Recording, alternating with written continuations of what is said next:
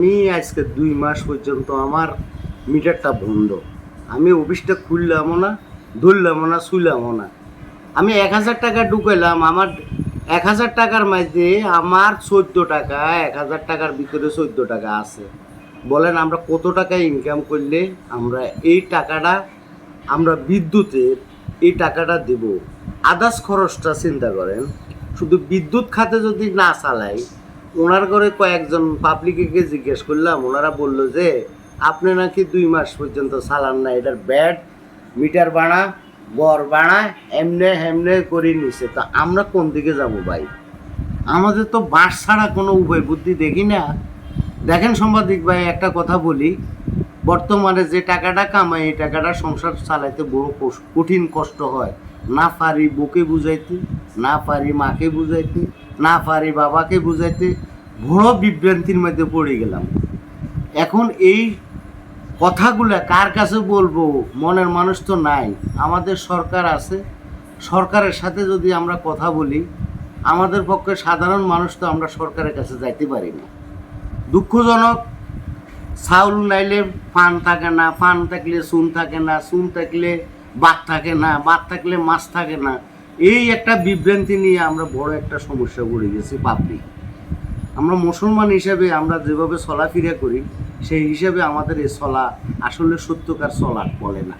কারণ কি, আমরা যে দুঃখে সুখে আছি, এই দুঃখ সুখের কথা কাকে বলবো সেই মানুষও খুঁজে পাইনি। এইগুলো ১ নাম্বার। ২ নম্বর কথা, একটা ছোটোখাটো ব্যবসা বাণিজ্য করি। দেখেন, আজকে কাগজ যদি হয় ২০ টাকা, কালকে হয়ে যায় ৩০ টাকা, পরশু দিন ২ টাকা কমে, এর পরের দিন ৫০০ টাকা বাড়িয়ে যায়। এই টাকা পয়সা ব্যবসা বাণিজ্য কীভাবে কী করণ যায়, কীভাবে চালামু, কীভাবে কী করুম, আমাদের সত্য কথা নিজে আত্মহত্যা করে মরে যাওয়াটা দরকার। কারণ এই দেশে থাকার আর আমাদের অধিকার নেই, থাকলেও থাকতে পারি না। কারণ কিভাবে থাকবো বলেন? ১০ টাকা কামাই করি, ১২ টাকা আমাদের খরচ। এই ভর্তুকিটা কোত্থেকে আনি? গ্রামের মানুষ সুদ খায়, মানুষকে কত কষ্ট দিতেছে।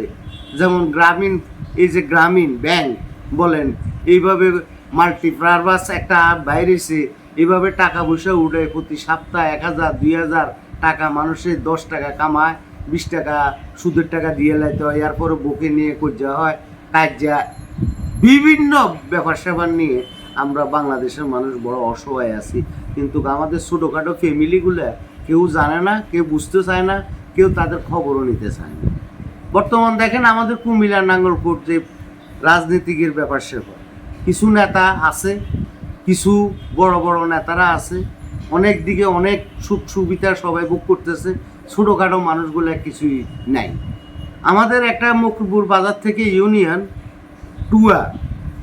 টুয়া হইতে মকরপুর পর্যন্ত আমাদের যে বৃষ্টির কারণে মানুষের নামাজ কলমা পড়তে বড় কষ্ট হয়, একটু রাস্তা নাই। আজকে ১০ বছরে রাস্তার হাত দেওয়া হয়নি। কার কাছে বলবো? দুঃখের বিষয়, আমাদের ভাইস চেয়ারম্যান, মেম্বার, উপজেলা চেয়ারম্যান, ইউনু সবাইকে দেখা হয়েছে, দিব অনেক কিছু উন্নয়ন সবাইকে বলে, হ্যাঁ আমরা উন্নয়ন করতেছি, কিন্তু বাস্তবে আমরা কিছু পাইনি। তো কী বলবো সাংবাদিক সাহেব, আপনাদের কাছে কথা বলতে গেলে অনেক কিছু বাইরে হয়, কথা বলার মতো আর আমাদের সুযোগ কারো কাছে। আপনি একটা সুযোগ দিলেন, ধন্যবাদ আপনাকে। এমন যে বর্তমানের অবস্থা, এই অবস্থা বলতে গেলে আমার ২-৩ ঘন্টা লাগবে, কিন্তু আমার কথা তো কেউ বাংলাদেশের মানুষ শুনবে না। সাধারণ মানুষ আমরা হিসাব করতে গেলে দেখেন, আমরা মানুষকে খাটি পরিশ্রম করি, যদি আমরা না চলতে পারি, যারা আছে আমাদের চেয়ে নিচে অনেক লোক আছে, কিন্তু তারা কিভাবে চলবো আমি এই ভাষা প্রকাশ করতে পারতেছি না সাংবাদিক সাহেব। তো আর কি বলবো আপনাদের ব্যাপারে, আমরা কি বলবো, আপনারা আমাদের ব্যাপারে একটু উঠে ধরেন। আমরা মানসিকভাবে মধ্যবিত্তিক মানুষ, আমরা বড় কষ্টে আছি, কারেন্ট নিয়ে, পানি নিয়ে, অনেক জায়গাতে রাস্তা নিয়ে বাচ্চা পর্যন্ত হয়ে যায় রোড গানে, রাস্তার অভাবে রিক্সা যেতে পারে না। এই জিনিসগুলো কাকে বলবো? মাননীয় প্রধানমন্ত্রীকে আমি একটা কথা বলতে চাই, আপনি একটু সুপরামর্শ প্রতিটা ইউনিয়ন, উপজেলা, জেলা পর্যায়ে আপনি একটু গোয়েন্দা বিভাগ অবশ্যই পাঠাবেন। আমরা কি হাওলাতে আছি আপনার কাছে একটা শতকরা 5 জনকে যদি দেয় 95% কোন দিকে যাবে? 5 জনকে দেখায় 6 জন 7 জনকে আত্মীয় স্বজন মেম্বারের কিছু ঘনিষ্ঠ লোকেরে দেয়, ইউনিয়নের কিছু ঘনিষ্ঠ লোকেরে দেয়, উপজেলা চেয়ারম্যানকে ঘনিষ্ঠ লোকেরে দেখে যায়। অরিজিনাল গরিবেরা তো ভাই কিছু পায় না। এই জিনিসটা তদন্ত করার কোনো মানুষ নেই, সত্য কথা বলতে গেলে। এই জিনিসগুলো অবশ্যই তদন্ত করতে হবে যে আমার জিনিস, বাংলাদেশের সরকারের জিনিস কে খাচ্ছে কে পাচ্ছে, এই জিনিসগুলো অবশ্যই তদন্ত করা উচিত আমি মনে করি।